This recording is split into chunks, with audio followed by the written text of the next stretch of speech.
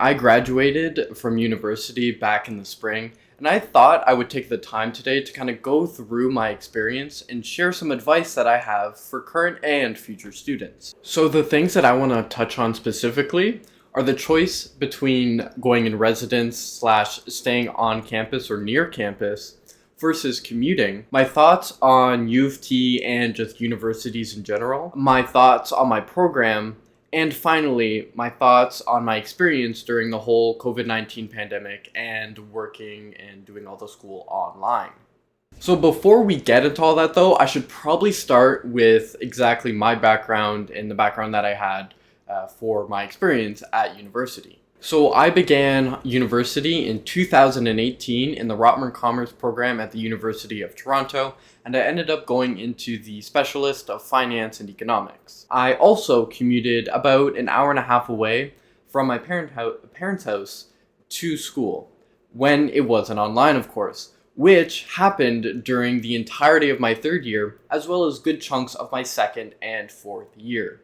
And as I touched upon earlier, I did graduate this past spring with a Bachelor of Commerce, and I finished with a high distinction as outlined right here. So I think I did pretty well in school, and I'm not saying this anything I say out of spite or anything like that. So first off, let's go into the subject of residence versus commuting, which is going to be an important choice that every first year student is going to have to make. Whether that be you go in residence to a school that's kind of nearby versus commuting, or you're choosing to go to a school that is nearby versus one that is farther away, which is going to force you to go into residence. So as I said before, I personally did commute during my time at university.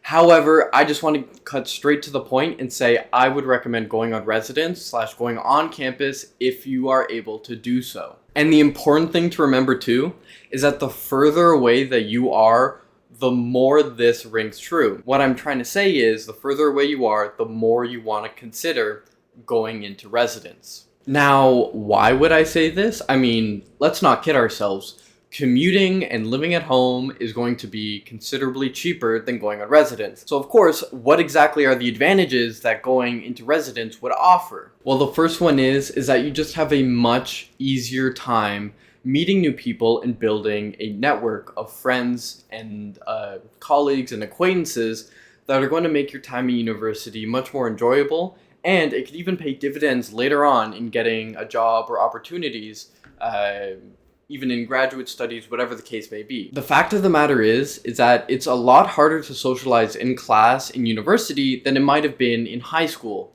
and the reason for that is exactly how university classes are structured. Let's remember, they are lectures. Almost the entire time of the class is going to be taken up by the professor at the front speaking. That leaves very little time, maybe a few minutes before class, maybe a few minutes during a break in the middle of class, and other than that, there's going to be practically no socialization time. And that's even assuming people are going to want to socialize, which isn't always the case. It's just not easy to socialize when you're relying entirely on meeting people in class. And this rolls into my second point, which is it is a lot easier to join clubs and participate in them. These clubs are very good for meeting new people, but also gaining experience and trying new things. I mean, I know in my university there were probably hundreds of clubs. I don't know the exact number, but I would not be surprised. So there's probably something for everyone, and it is considerably easier to do when you're actually on campus, and when you consider the fact that these clubs are going to be primarily holding their meetings and their events on weeknight evenings or during the weekends. That's going to make it a lot easier for someone who's already right there on campus to attend them than someone who has to drive, take the bus, take the train from half an hour, hour and a half, 2 hours away. And this also rings true for parties, which again is another socialization thing that you can participate in. You know, you're not going to be going to as many parties when it's going to be a lot easier to spend the night somewhere for these late night parties. And finally, my last point here is that you spend a lot less, if maybe none, if you're directly on campus, time spent going to campus. Like I said, I had an hour and a half going each way to and from campus. And there have been numerous studies that have shown that the more someone commutes, the more stress that they have. And you also have to consider the fact that this is time taken away from studying, from leisure time, from relaxing, from whatever the case may be. So you have to take this into account too. Additionally, having somewhere nearby campus will allow you to go somewhere in between classes, somewhere where you can feel more comfortable, more at home, than say the library, for instance. Additionally, this may also help when it comes to having homemade lunches, because if you're traveling a long way, carrying around a lunch all day can, weigh you down when you already have, say, your laptop, you have textbooks, you have all these things. You may not want to also carry around a lunch, which is not something you have to necessarily consider when you're nearby. Okay, so the next thing I want to talk about is my thoughts about U of T and just universities more in general. The first thing I want to talk about, and it is probably the most important for future students going into university, is the fact that university is going to be substantially different than high school. And if you're not prepared for these differences, you're going to end up playing catch up, and it can hurt your grades, and it can also be very, very stressful. And the reason for this is the fact that university is going to be much less structured and much more independent. Now, for some of you, that's going to be great, and you're going to transition greatly right from the get-go. However, some may find the transition a bit more difficult. However, if you know how to prepare yourself ahead of time and come ready, this transition period is going to be much easier, if maybe non-existent, if you're able to get it right from the hop. And so the number one way to do this is right from the beginning, is to make sure you stay on top of things. And especially when it comes to around midterm and exam season, to make sure that you're not just cramming everything in at the last minute, and that you take a few days before to actually go through all your work and do practice, go through all your notes. Make sure you're really prepared ahead of time and you're not caught scrambling at the last minute trying to cram everything. Because I can tell you right now, that is not going to end well. I don't care what kind of class it is. Cramming at the last minute on the day before, or even the day of, God forbid, you're going to have a not so great time. And so the next point I want to make kind of rolls off the last one is that there are a lot of resources available to you and that you can take advantage of, but that's just the thing. It's up to you to take advantage of them. So make sure to take advantage of the friends you make, the TAs, the office hours that the professor offers to help you when you have trouble, and also to study before midterms and exams. When you have, say, a study group with friends, for instance, that's going to help a very, very good deal. For instance, let's say there's something that you may have overlooked, and if you had just studied by yourself, completely alone, you may have never caught that. But when you're in a study group, someone else may have, and that way you're all able to help yourselves, and you're able to do all better collectively as a group. Next up is to figure out as early as possible in each course what is really important to pay attention to. For instance, some professors will have lectures that are taken almost verbatim from the textbook. So if you find that you're really doing a good job at following with the lectures, maybe you don't really necessarily have to do all the reading. However, in other courses, I know that professors will have lectures that are completely different from the textbook, and they do test both of them. So in those courses, it is important to do all the reading. And one important thing is that the professors will usually mention this at the beginning of the course. However, if they don't, you can always ask on the first day, say, what are the midterms and exams going to be like? What are the assignments going to be like? And that way you can kind of get a good idea of what you have to pay attention to in the course. And figuring out what's really important is going to really help you on the next point, which is to figure out how to allocate your study time between all your different courses. If you figure out what's important for each course, you're going to be able to know how much time you're going to need to cover all those important things. And it's important to know that you don't necessarily have to have an even split of the time that you spend on each course. Spend the time effectively and efficiently, not necessarily equally. Another thing to help you a bit with your time management is going to figure out your ideal way of studying if you have not already. Everyone has probably a slightly different way that they like to study. Some people like to go through practice questions. Some people like to reread notes. Some people like to record the audio of a lecture and re-listen to it. Everyone's going to be a slightly bit different, so figure out exactly how you best study, because this is going to help you be more efficient in your time spent, and it's going to help your grades, and it's going to help alleviate some stress too, instead of, doing things the way that maybe your friends or whatever do it may not be the best for you. My last recommendation for how you approach courses in university would be, in my opinion, I would advise against taking more than 5 courses, which, by the way, is the standard. 5 courses, if we assume you're spending full time studying, is going to be 40 hours a week or 8 hours per course. And I know from experience that a lot of professors are going to demand more, and they're going to cite maybe 10 to 12 hours, if not more, per course, which can sneak you up towards 60, if not more, hours a week spent on all your courses together. So if you add a 6th course or more, that's already going to add another load to an already large one.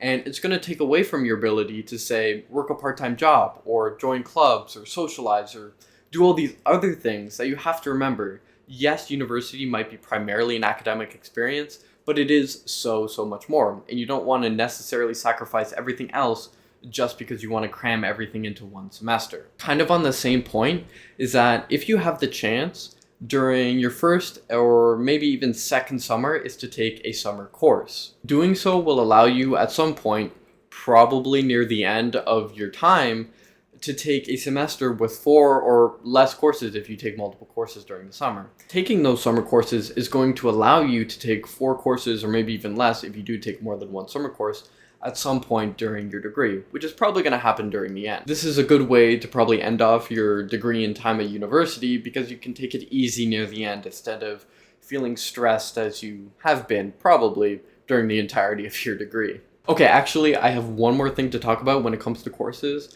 and that is that the quality can vary a lot. Look, I'm going to be honest, some professors were pretty good, even really good, but some were pretty terrible in my experience. Now, this isn't entirely surprising for the most part. I mean, to become a professor, you don't have to do any sort of teaching diploma or degree before going, as opposed to, elementary or high school teachers who do actually have to get a degree to become a teacher. University professors don't have to do that, and so not all of them are going to be very good teachers. I know in my experience, I've had professors that were very monotonous in their lectures, showed little effort. You had cases where the lecture content would differ greatly from what was on the test. You could have the difficulty that could be substantially different from, say, practice versus test, where the practice, it seems everything's going good, you're getting a hang of it, and on the test, it's just so much more difficult that can be really frustrating. And also some of them just aren't that helpful. Now, luckily, there are ways that you can try and help yourself to avoid these poor professors. There are resources like Rate My Prof where you can go to before you enroll in your courses to check exactly what is a professor's certain rating and see what other people have said. Are their classes really difficult? Are they a good professor? All these things can be answered by previous students, and this will help you kind of filter out the bad ones as much as possible and try to get as many good professors. Now, this may not always be possible. For example, if it's a newer professor, they might have little or no rating, or you may have to take a poor professor because of scheduling conflicts, but it does help a lot, and if you do so, you can save yourself a lot of headache if you filter out the bad ones. Now, the last thing I want to talk about when it comes to universities and U of T specifically is the importance of extracurriculars. Doing things out of academics is very important when it comes to university life. And as I mentioned, it is the best and easiest way to meet new people, which is going to be really important when you're at a university where you probably don't know anyone. And even if you do, it's probably not very many. Also, as I touched upon previously, it is a great way to explore new interests and old ones as well. My university had probably hundreds of clubs in total.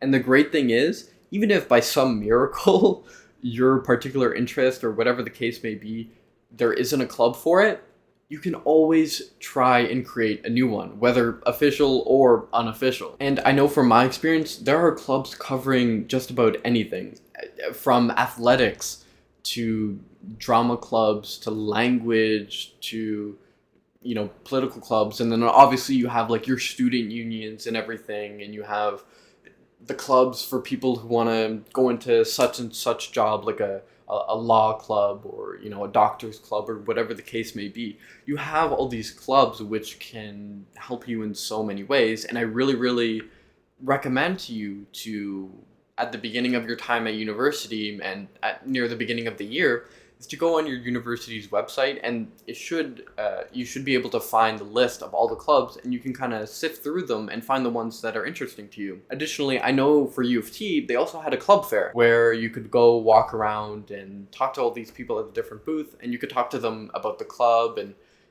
the events that they had and all these different things. It was a great way to kind of see what was on offer. I'd also say if you're able to get an executive position or any position with a club, it also look really good on your resume because it is a leadership position of sorts, and it shows that you're able to manage things. And in my opinion, it actually is better than a part-time job. Now, that's not saying a part-time job is necessarily bad, and it is certainly better than nothing. But in my opinion and experience, it would be better if you had, say, the experience of running or helping to run a club in a certain dimension than it is to, say, show that you had a part-time job at some fast food restaurants, for example. And the reason is that a part-time job, in my opinion, is generally inferior to club experience in that it isn't as good a way to meet people, it's not a good way to explore interests, and it doesn't look quite as good on a resume. And the only exception to this would probably be if it was, some sort of professional, you were doing some sort of, say, internship part-time. That would be an exception. I'm talking more about like a minimum wage service job.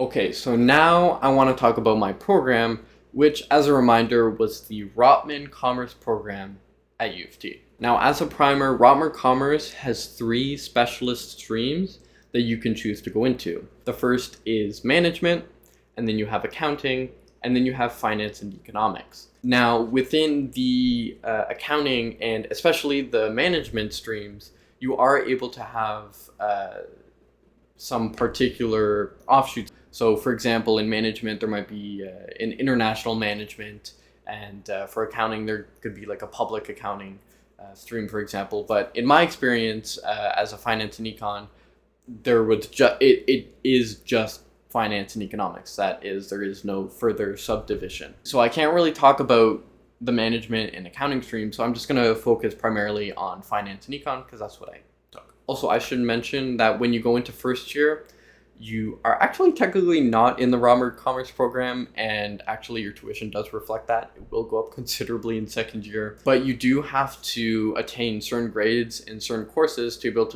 be able to go on into second year. It shouldn't be too difficult. Most people do get in. However, some people do have trouble, particularly with the economics courses.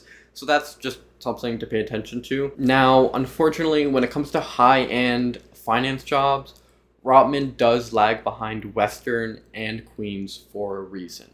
While I like economics, I think there should have been some more choices when it came to having a finance specialization. For instance, I think it would be an absolutely amazing idea to have one or both of a finance and accounting specialist or a finance and computer science specialist. I think this would help a big deal, because when you get into these finance roles, the economics isn't as put a higher priority as accounting, and particularly more and more so with computer science and, say, being able to do your trading, for instance. That's going to take a lot of knowledge of Python, for example. Another piece of feedback that I would say when it came to Rotman is that Rotman just simply does not teach the soft skills and the practical skills as much as the other 2 schools that I mentioned. And this isn't just me saying this. You talk to other students and professionals, and even some professors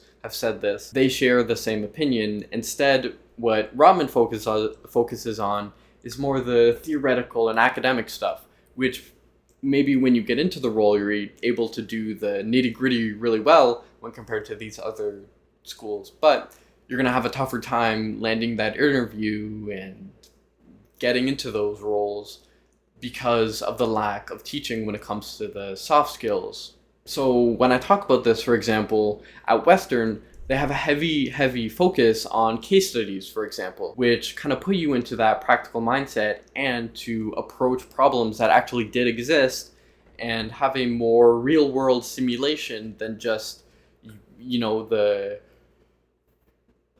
do an annuity calculation for an exam. And then outside the pure course stuff, I would also say that it's kind of difficult to get appointments with academic and career advisors, which can be really frustrating, especially around the times at, say, the beginning of the year and around recruiting season.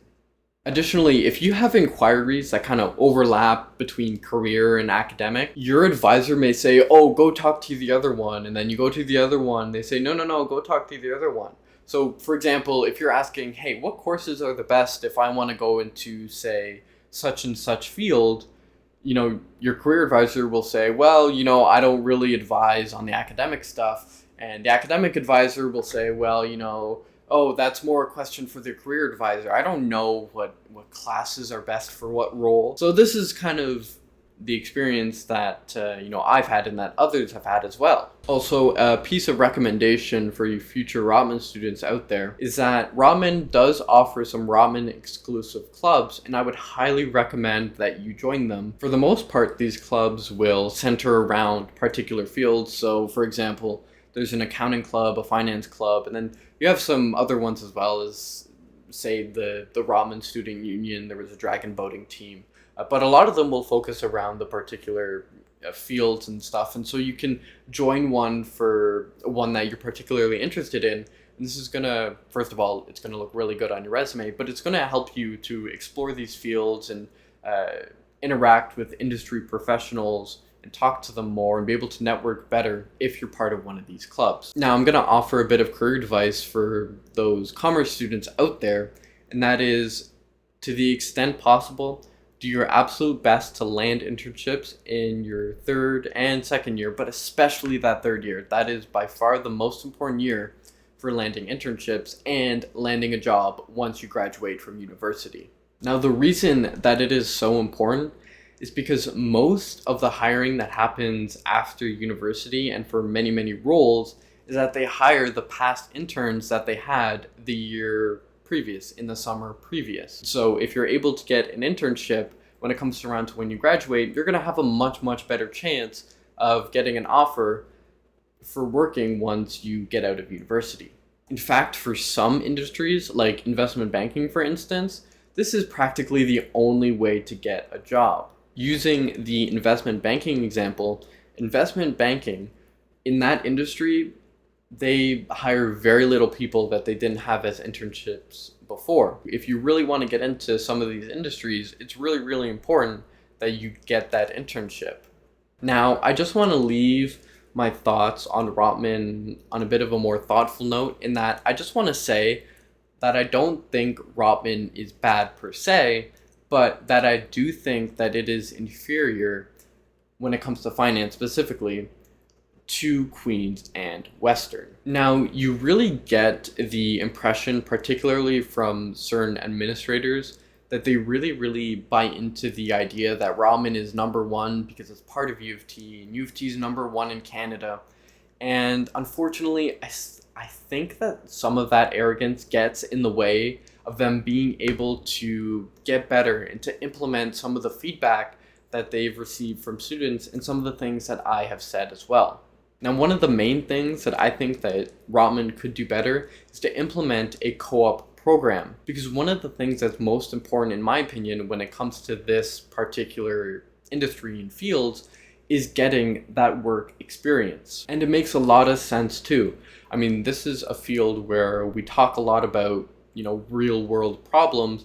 Actually being able to experience that as part of a company and firm, which is going to be guaranteed if it's a co-op program, is going to elevate you far beyond what can be taught in the classroom.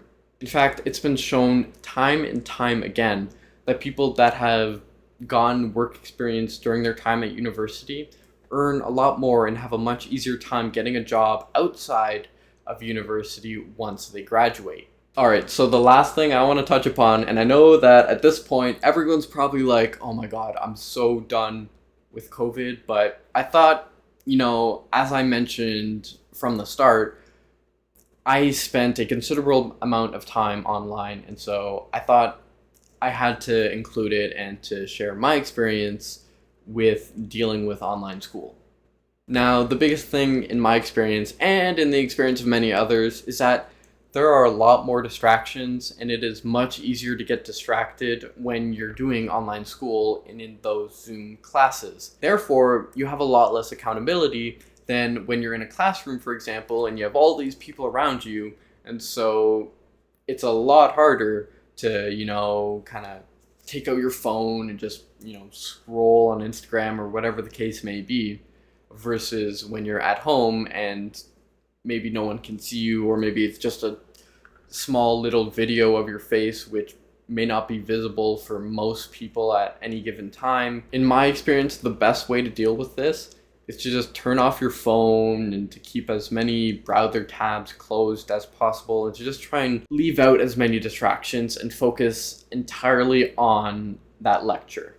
Other things to do to help you if this ever happens again, God forbid, would be to be well rested, which I know is probably advice that you should take any other time as well, but it is especially important in this scenario.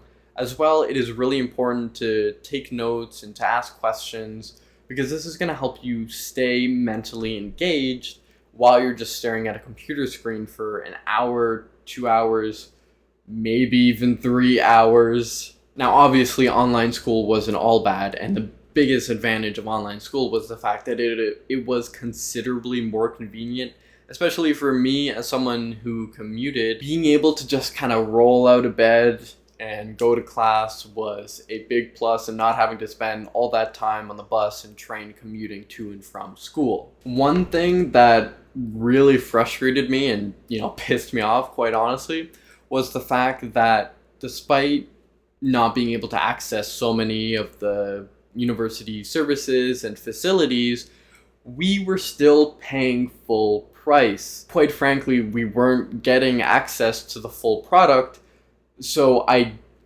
it shocks me that we were being forced to pay the full price as if we were going in person and being able to access all the libraries and gyms and all of these other services that would normally be offered but weren't because of the pandemic. The last thing I want to talk about is just that it really did suck that a lot of the extracurricular and networking stuff had to be moved online, if not just outright canceled, because it was impossible to do. Let's take networking, for example. I mean, just trying to talk to people and getting to know them over Zoom, it just cannot compare to doing so in person, being able to shake their hand, being able to look them in the eye and talk to them. It's just really not the same, and that was really, really unfortunate. Now, going forward, one thing that I would like to see that I think the COVID pandemic left the door open to was the existence of hybrid classrooms. What I mean by this is to either have professors live stream or record lectures at the same time that they're delivering them in a typical lecture hall. In my experience, there's always going to happen at least a few times during your 4 years at university that it's going to be a struggle to make it to class, if not impossible, for a million different reasons on any given day. So it would be much more convenient if we had the possibility, when those cases occur, to have a live stream option or a recording. I know that when something is just purely in person, one of the most stressful things is having to miss a class because of, say, illness, which of course is a big concern given the pandemic that we just had. We obviously don't want sick people coming to class, but having them rely on, say, another classmate for their notes can be a big downside, because you may not be able to trust someone else with their notes. You don't know if they record notes the same way that you do, or if they're as attentive, or if they write things down to the quality that you would have. Fact of the matter is that you can't always guarantee that you're going to have a friend in the class either. And, talking to strangers is only going to amplify this concern, because you have no clue how trustworthy they are. Alright, so that wraps everything up, guys. That's all I have to say today. Thank you so much for listening, if you listened to everything. If you liked what you had to hear, please leave a like, subscribe, maybe share your comments if you already finished or you're a current student. If you have any other pieces of advice or anything that you would like to share, please feel free to do so in the comments below. Or even if you're a future student and you have any questions, feel free to leave those down below as well. Thank you guys for watching, and I'll talk to you next time.